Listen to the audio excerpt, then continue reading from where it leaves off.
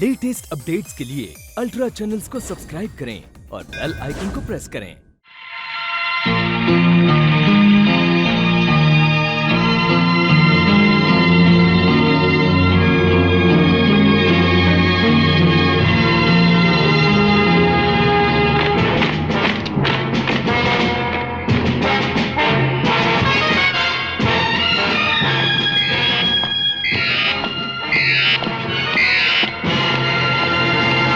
Hail Mogambo! Hail Mogambo!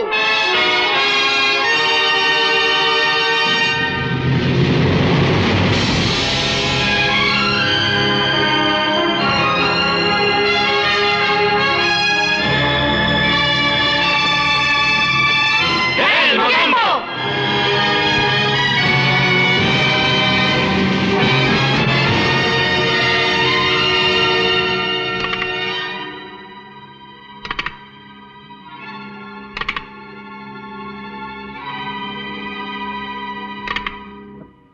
Mister Mogambo, सरकारी अनाज के गोदामों को जला देने के बाद मुल्क में जहां जहां अनाज की कमी पैदा हुई थी वहां वहां काले बाजार की कीमतों पर मिलावट का अनाज फैला दिया गया है। मिस्टर मोगेम्बो, इस मुल्क में हमारे 1 लाख से भी ज्यादा शराब खाने और जुए खाने खुल चुके हैं। मिस्टर मोगेम्बो, मिलावट वाले अनाज से भी करोड़ों का मुनाफा हो रहा है।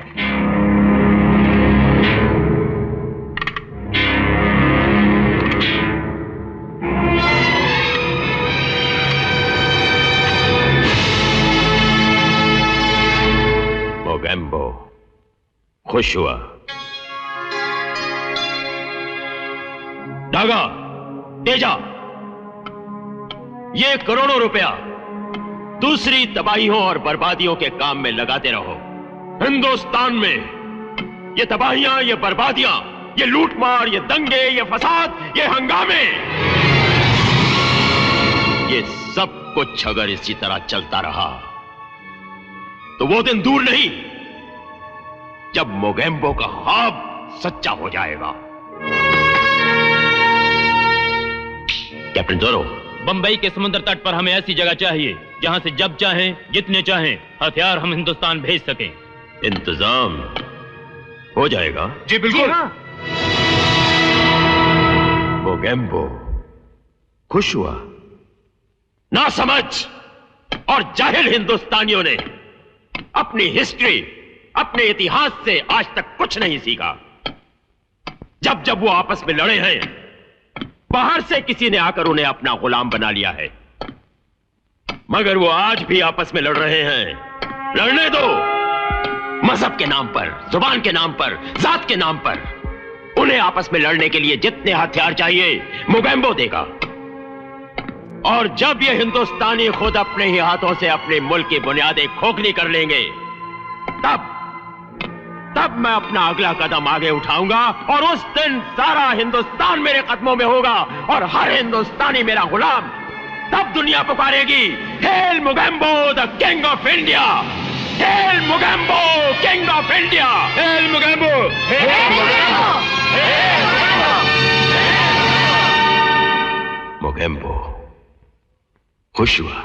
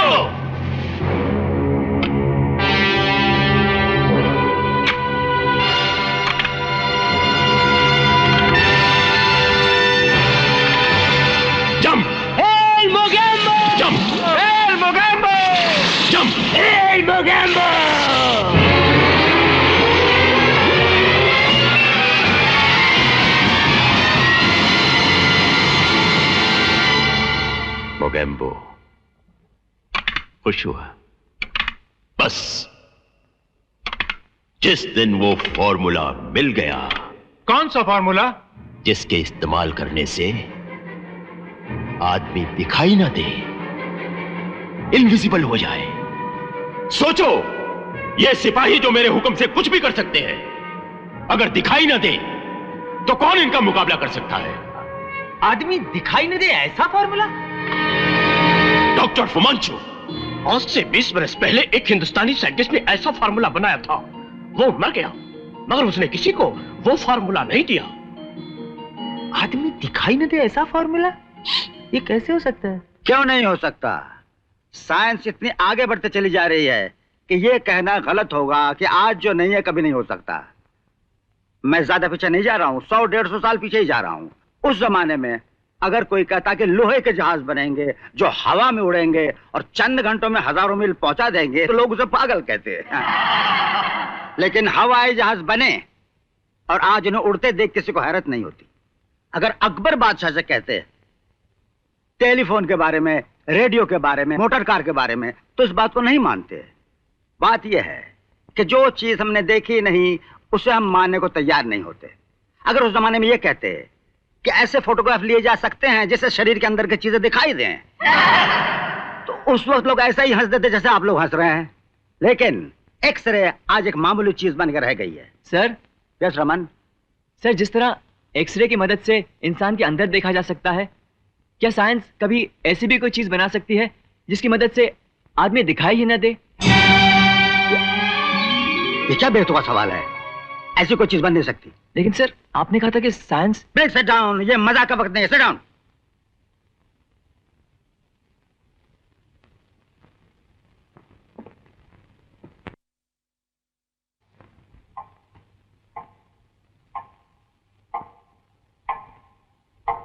हम चाहते हैं डॉक्टर जगदीश वर्मा वो फॉर्मूला हमें दे दो। किसी कीमत पर नहीं। बेवकूफ मत बनो। अगर तुम अपनी जिद पर अड़े रहे तो तुम्हारा असिस्टेंट प्रोफेसर सिन्हा वो फॉर्मूला हमें किसी न किसी कीमत पर दे ही देगा। इसलिए कहता हूं, बेवकूफ मत बनो, वो फॉर्मूला हमें दे दो, हम तुम्हें मुंह मांगा इनाम देंगे। तुम मुझे किसी कीमत पर खरीद नहीं सकते। अभी पुलिस को फोन करता हूं। नहीं, मिस्टर सिन्हा, पकड़ लो उसको।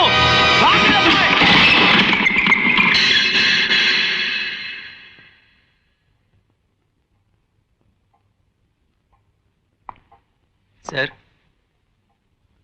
और रमन, क्या बात है? सर, आज क्लास में मैंने आपको कुछ अपसेट कर दिया, इसलिए मैं... नहीं, ऐसी कोई बात नहीं है। दरअसल गलती मुझसे हुई है। तुम्हारा सवाल अपनी जगह पर बिल्कुल ठीक था, लेकिन जवाब देने का अधिकार शायद इन्हें है। सर, ये किसकी तस्वीर है? ये एक बहुत बड़े साइंटिस्ट थे। और रमन, तुम्हें याद होगा इनके बेटे से मैंने तुम्हें मिलवाया था, अरुण से। ये अरुण के पिता हैं, याद है? सर, वही जिनके बारे में आपने कहा था कि बहुत सारे बच्चे... हाँ, वही। उसका अपना बचपन तो बिना माँ बाप के गुजरा है। शायद ये दर्द ही उसके दिल में है। जहाँ कोई अनाथ यतीम बच्चा देखता है, अपने घर ले आता, अपने साथ रखता है। उसका घर क्या है? छोटा मोटा हॉस्टल है। कैलेंडर! अरे कैलेंडर! अरे मेरा अंडा! कैलेंडर! अरे कैलेंडर! क्या बात है अरुण भैया, ये सुबह सुबह मैडमैन की तरह हमें बांग दे रहे हैं क्या? एक तो मेरी समझ में आज तक ये नहीं आया कि तुम्हारा नाम तुम्हारे माँ बाप ने कैलेंडर क्यों रखा। जी, वो इंग्लिश में कुछ नाम रखना चाहते थे। अगर तुम्हारा नाम कैलेंडर के बजाय क्वीन एलिजाबेथ भी होता, तब भी तुम यहाँ बावर्ची होते, इंग्लिश में कुक। कहाँ मर गए थे? जी, अपने रूम में मर गया था। कहीं भी मरो, लेकिन ये बताओ कि तुम्हारे होते हुए हर सुबह बच्चों का आधे से ज्यादा नाश्ता मुझे बनाना पड़ता है। ऐसा क्यों कैलेंडर? बोलो, बताओ, जवाब दो। आपकी लक ही ऐसी अरुण भैया, इसमें किसी और की क्या मिस्टेक है? मिस्टेक तो यही है कि तुम्हें सोने और मरने का डिफरेंस ही नहीं मालूम। अरे भाई, सोने वाले उठते भी हैं, तुम तो उठने का नाम नहीं लेते। देखो कैलेंडर, अगर कल सुबह तुम लेट उठे तो तुम्हारी सैलरी में से कुछ ना कुछ जरूर कट जाएगा। श्योर, जरूर काट लीजिएगा। कम से कम सैलरी तो मिल जाएगी इसी बहाने। बाई गॉड, 5 बरस हो गए, 5 बरस इस घर में सैलरी नहीं देखी। किस कलर की होती है? बैंगनी कलर की होती है। रियली? अरे भैया, मॉर्निंग न्यूज सुनते जाइए, घर में राशन कुछ फिनिश सा हो रहा है। हाँ, आज ही रूपचंद की दुकान पर चलते हैं, ले आएंगे। दूसरी न्यूज, वो माणिकलाल मकान का किराया मांगने आया था। दे देंगे। कौन सा उसका मकान लेकर भाग रहे हैं? बच्चे नहा लिए? जी हाँ, कल ही नहाए थे, अभी तो अपने अपने बिस्तर में sleeping, sweet dreams. Good morning बच्चा लोग। Good morning children. Good morning बच्चा लोग।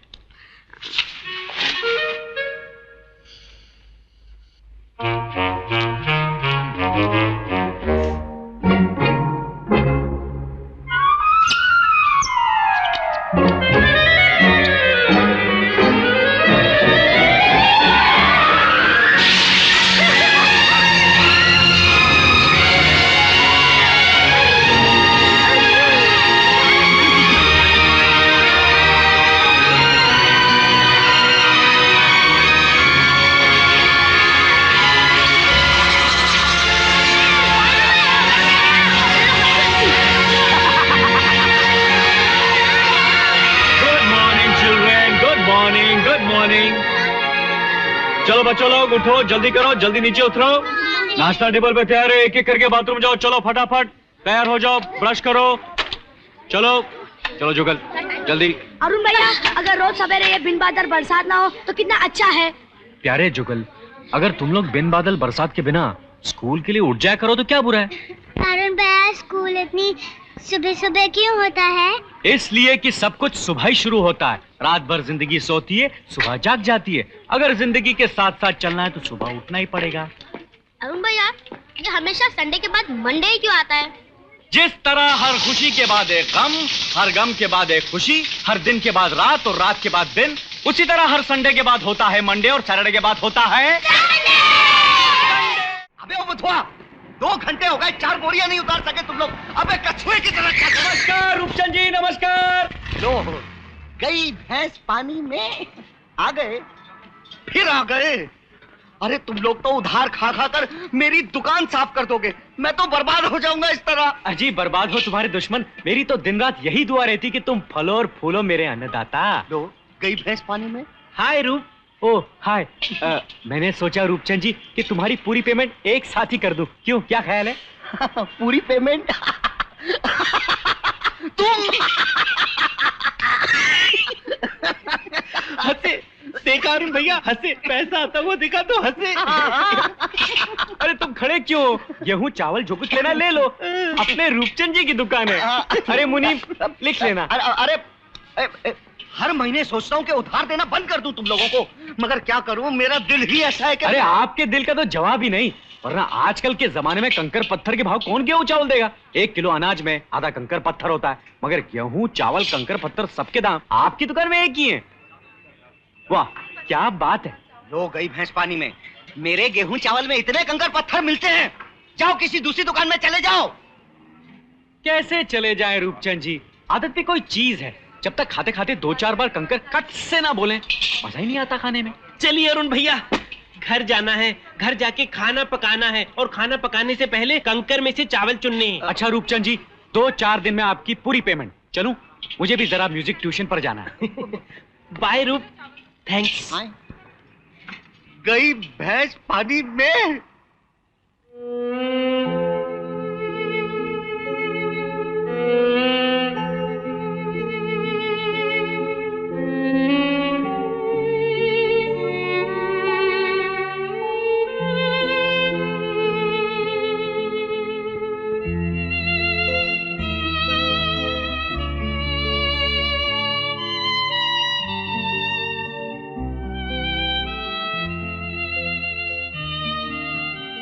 यही है वो मकान सर। ऐसे यही लगता है। तेजा साहब, ये वो मकान है जो हमें किसी भी तरह हासिल करना है। क्यों? ये मकान क्यों? तेजा साहब, मिस्टर मोगैम्बो ने कहा था कि कोई ऐसी जगह होनी चाहिए जहां वो जब चाहे जितने चाहे हथियार हिंदुस्तान में भेज सके। चलो। फिक्र मत कीजिए डागा साहब, ये मकान तो मैं चुटकी में खाली करवा लूंगा। तो कैसे? देखते जाइए, हमारा भी एक प्यादा है इस इलाके में। तेजा साहब, बस समझ लीजिए कि काम हो गया। हम ना करें तो गई भैंस पानी में। तोलाराम, वो मसूर की दाल में मिलाने के लिए काले कंकर मंगवा लिए? हाँ सेठ जी, मसूर के लिए काले कंकर, चावल के लिए सफेद कंकर और गेहूं के लिए भूरे कंकर 100 गोनियां मंगवा ली। अजी, धंधा तो मालिक का दिन दुना रात चौगुना उन्नति कर रहा है भगवान की दया से। क्यों? तुम उन्नति नहीं कर रहे हो? जी मालिक, वो बस 4 पैसे मिल जाते हैं आपकी तरफ से। अच्छा तो मालिक मैं चलूं? हाँ जाओ जी, लेकिन मकान खाली हो जाना चाहिए, समझे? जी वो मकान मालिक है ना मानिकलाल, वो अपना ही आदमी है, बस उसकी भी मुट्ठी गर्म कर देंगे। आपको तो मकान चाहिए ना, मिल जाएगा। घर खाली कर दे मानिकलाल जी, ये क्या कह रहे हैं आप? वही कह रहा हूँ जो तुम सुन रहे हो। ये तो सोचिए मानिकलाल जी, इतने बरसों से रह रहे हैं यहाँ। ये क्यों सोचूं कि तुम इतने बरसों से रह रहे हो? ये क्यों सोचूं कि तुमने इतने महीने किराया मुझे नहीं दिया? किराया तो मैं दे दूंगा, मगर दे दूंगा नहीं, देना पड़ेगा। ये नोटिस देखिए, आज तक का जितना किराया चढ़ा है वो चुकता करो, वरना मकान से बाहर। लो गई भैंस पानी में। इतना पैसा तुम दे नहीं सकते, मकान से ही बाहर जाओगे। चलिए मानिकलाल जी। ये लो, समझे? अगर सचमुच हमने पैसा अदा नहीं किया तो ये मकान हाथ से निकल जाएगा, और साथ में ये बच्चे कहाँ ले जाऊंगा इन सबको? अरुण भैया, मेरे हेड में एक आइडिया आया है। अगर हम अपना ऊपर वाला कमरा किराए पे दे दें, यानी कि पेइंग गेस्ट। आइडिया में दम है, बहुत दम है। आज ही किसी अखबार के ऑफिस में जाकर इश्तिहार देता हूँ।